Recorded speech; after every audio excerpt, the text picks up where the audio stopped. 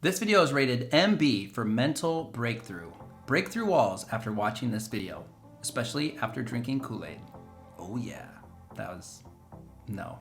So I started doing a thing, and I haven't talked about it on the channel, and it's way out of my comfort zone, just like starting a YouTube channel was a year and a half ago. I started this new thing because working on a YouTube channel, writing books, working on a course, these are all sort of solitary activities. And I enjoy all these things a lot, like a lot. Don't get me wrong, but I think I am probably at this point driving my girlfriend a little bit nuts because she's the only one I talk to for the most part about money and finances, which is crazy because talking to other people is something that I preach about here on the channel. Money has become such a taboo topic and we don't have conversations about it, at least not nearly enough, and this is a problem. They don't teach us this in school and we feel too ashamed or it's too tacky to talk about for some reason. And that's a double whammy. So no wonder the average American has over $43,000 of debt in just credit cards and student loans combined. And the average millennial American's net worth is only $8,000.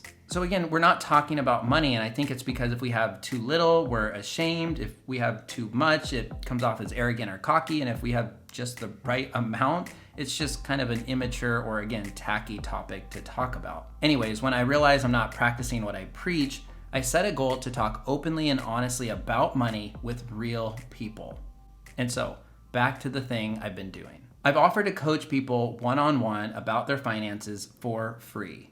I want to hear real stories. I want to hear real problems. I want to understand things that I'm not thinking about. What are different life situations and things that are on people's minds? I think that this is going to give me just more empathy and understanding, and honestly, maybe just some good ideas for channel topics or future books. I want unique perspectives, or at least perspectives about money that are different from mine. People at different stages in their finance journey. Because we don't know what we don't know, as I've said here on the channel before, and even though I've obsessed over books and podcasts and YouTube videos throughout the years, I know that I naturally drift to the topics that interest me and my personal situation most. And so that is not giving me a full wide range of perspective or education about what other people might be going through. So I did the thing and I offered to help and I offered to connect to people one-on-one. And people took me up on it. So I've been having these conversations one-on-one for 30 to 40 minutes and I have really enjoyed this. I did have a conversation semi-recently that caught me off guard because it's a situation that I hadn't thought much about and I probably wouldn't have thought about until I got to that point. I met with somebody that's absolutely crushing it when it comes to their savings rate. I'm talking like 75% plus. They look like they have everything going right, and they absolutely do. In fact, I said to this person, I could probably learn a thing or two from you. I was just blown away by their spreadsheet and their knowledge, and they gave me some recommendations, and it was an awesome conversation. But here was the problem. This person was ready to retire like now, even though they're on track to retire 8 or 10 years from now, which I'm sure a lot of us can relate to, right? A lot of us want to retire right this moment. But what if you are actually 5 to 10 years away? I can see it feeling so close, yet so far away. Anyway, the thought at that point of working 2 more years, 3 more years, let alone 8 to 10 sounds downright daunting when you've been doing so much right for so long. You feel like you deserve it right now. And this just reiterated the point that no matter where you are on your financial freedom or financial independence journey, there are going to be moments, probably several moments, where you hit a brick wall. So in this video, I want to give you some tips to help you break through no matter where you are. Because you will want to give up. You will want to make drastic decisions that derail your progress. You will question everything. This is true if you're just getting started, and this is true, as I found out, if you're really close to reaching your ultimate goal. Speaking of that ultimate goal, recently on the channel, I talked about how to calculate your FI number, and before I got to that calculation, I warned you that this number is going to be very daunting and potentially discouraging. Saving $1 million to $2 million if you're just getting started sounds so overwhelming you might as well not try, especially if you have a negative net worth. So rather than talk about retirement accounts, strategies for saving more, why you need a side hustle, or even investing for the long term, I wanted to take a step back and acknowledge the number one thing you must overcome and conquer, which is self-doubt and impatience. Okay, that's 2 things, but we're gonna tackle both of those today. But first, who am I? My name is Frankie. This is the Money Resolution, where we talk all things save money, make money, get out of debt, and invest so that you can retire on time or ideally early. I put out videos roughly once a week, so definitely consider subscribing if you're new to the channel. Like this video if you get some value out of it by the end. And this type of topic, sort of money mentality, is brand new for me on the channel. So give me some feedback in the comments below and stick around until the end, because I'm gonna go totally off script and give you the number one thing I actually think is the best piece of advice. So let's get started and confront those negative thoughts head on. No, seriously, that's step one. Confront your negative thoughts and fears. Acknowledge them, write them down, hug them, punch them in the face, ask them questions, or rather, most importantly, ask yourself questions, which is the real tip here. For me, this all comes back to your why, and this is the question you want to ask yourself, not just once, but like 5 times. And I'll give you an example. If you told me that you just absolutely hate your 9 to 5 and you're ready to quit and retire, I might say, why? And you might say, I hate spending so much time around these incompetent people and I hate sitting in traffic 2 hours a day. Why? Well, honestly, it's because I wish I had more time for my hobbies and a passion I want to pursue, and I want to spend more time with my family. Why? Well, because they make me super happy and I have an idea for a business and I want to work for myself. But the time never seems right. Now we're talking. As you can see, asking yourself why 5 times, like a child, might actually help you uncover the thing eating at you most. So really dig in. I challenge you to think about this. Is it really just that you hate your job or the people you work with or the commute or the pay? Or is there something bigger going on here that you need to uncover? So grab a good old-fashioned pen and paper and really grapple with some of these why questions. Start by what's keeping you up at night. What are you losing sleep over? And then again, ask yourself why at least 5 times. Step 2, or tip 2 here in breaking through mental challenges, is to understand how compound interest works gradually, then suddenly. Okay, I'm gonna attempt to draw you a really horrible picture on screen here on the iPad, so bear with me. But this is inspired by Cash College. I'm really digging his channel right now. In a recent video he did, so he drew it like this. So here's an axis. On the horizontal axis here is time, and on the vertical axis is return or value. So if you simply just save cash, just stash away cash, your savings each year is gonna look like this. Steady, upwards to the right. Consistent, predictable, that's great. But by the way, you cannot save your way to retirement alone. This just won't be enough. You have to invest. But with compound interest, where the money you have invested earns interest and that money also earns interest, it looks a lot different. In fact, it's not going to be a straight line at all. This line is going to be like this and curved. But look what it does even if you start with less. I think I'm simplifying, but I'm not exaggerating. Remember, the longer you invest consistently over time, the more exponential this growth can be. And that's because of the power of compound interest. This is delayed gratification at its finest. Be consistent now, and I promise you, you will be rewarded in due time. Cash College called this the Valley of Disappointment, and this is when a lot of people get frustrated and hit their first big wall. And I can tell you this, one way to avoid this is stop checking your account daily if that's you. Stop keeping up with the ups and downs of the market every day or every week. I peek at my net worth every time I get paid, which is roughly twice a month. I also check on my retirement accounts maybe once a month just to make sure that everything looks right, everything went in, no issues there. I also passively monitor personal capital, which is just another way just to make sure that everything looks right. They occasionally send me some email updates, and that's about it. I rarely even log in if I'm being honest. Set it and forget it. Checking the market daily is going to drive you crazy, I promise. So to recap tip 2 here, it's to believe in the power of compound interest, understand it, and practice patience. Step 3, or tip 3 here, is kind of a boring one, but it's very true. The more you learn, the more you earn. So don't stop learning. Don't stop challenging yourself. Don't stop growing. Don't stop never stopping. Did I get that right? We have never, in the history of ever, had so much access to free information in the form of blogs, podcasts, YouTube videos, movies, shows, etc. This is the information age, so don't stop seeking out information. Don't stop learning. Use this information to your advantage.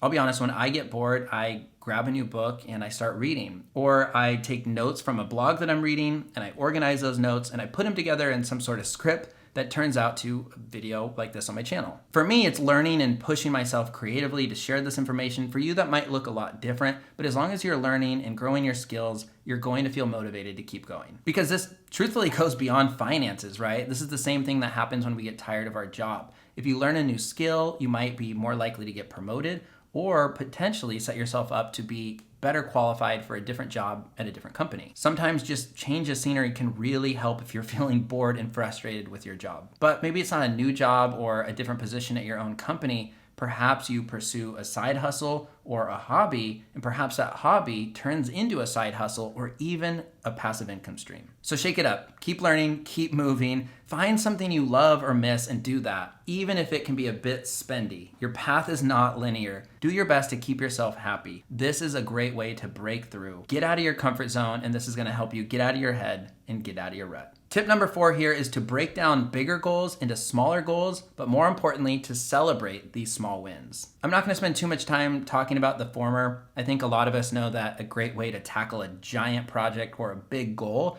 is to break it down into small steps.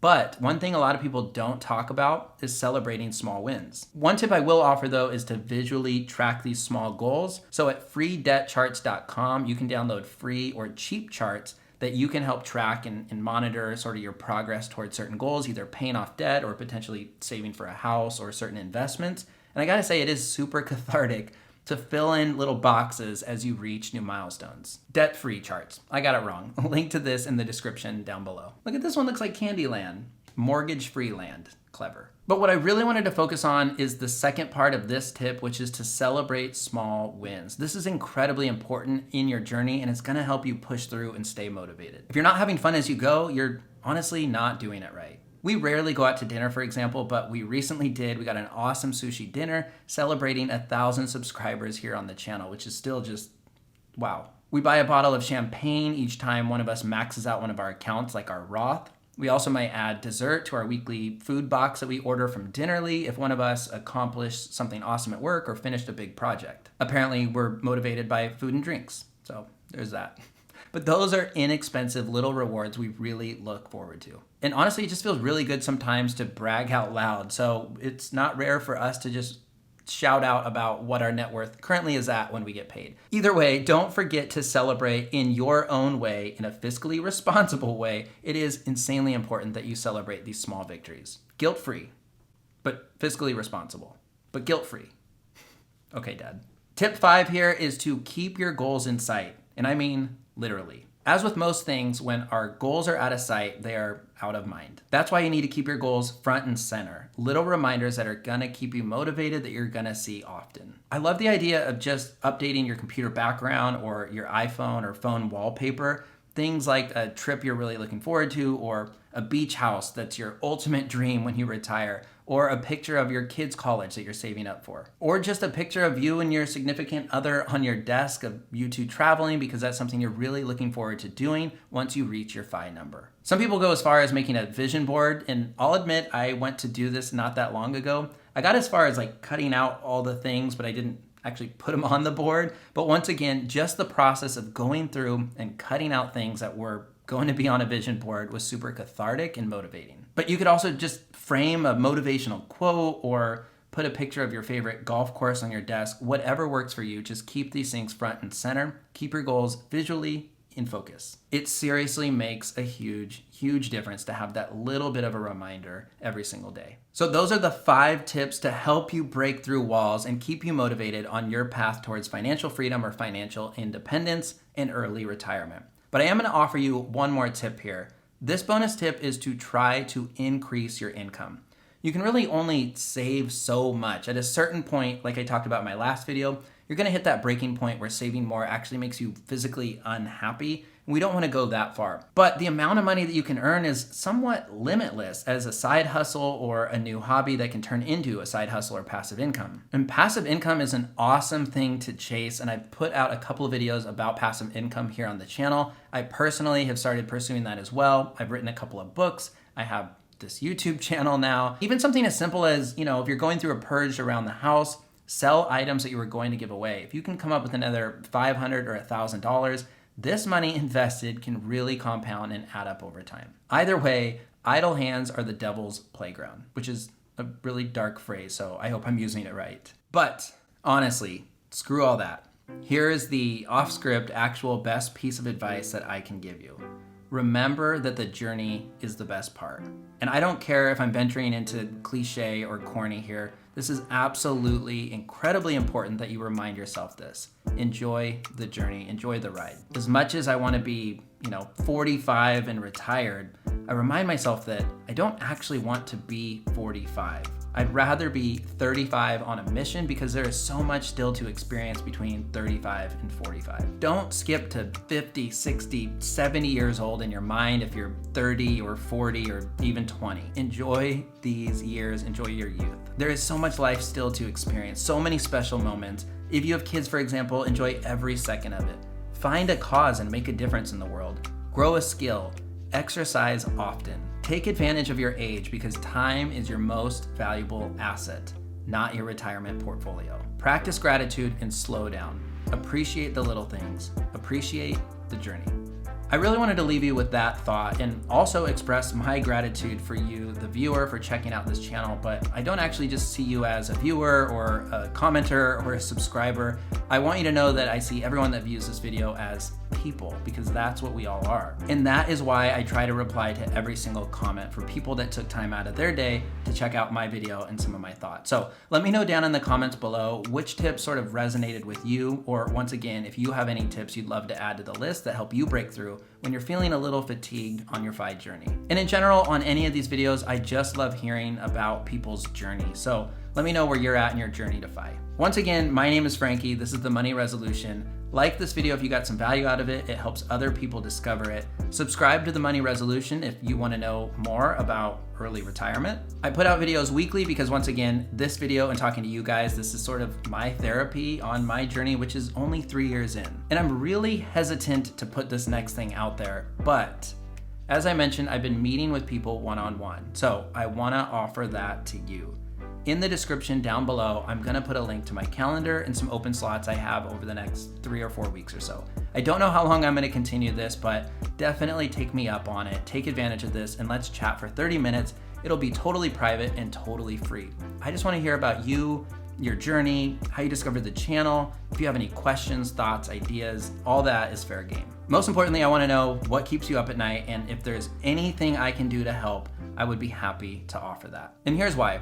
I always told myself when I started my first book and I started this YouTube channel, if I could help one person, if I could change one person's life, this would all be super worth it. And I'm not promising to change your life, but I would love to share any useful advice or information that I can give you. So let's freaking do it. Grab some time on my calendar and we'll talk over Zoom, camera optional, and I'll update in the description down below if I extended beyond the couple of weeks after I publish this. That's it for now. I appreciate you as always for getting to the end of the video. I appreciate you for checking out The Money Resolution. Best of luck on your journey. Best of luck on your breakthrough. Drink some Kool-Aid after this, and I'll talk to you guys on the next one. I hope you guys get the Kool-Aid thing. Child in the 80s. Thanks, guys.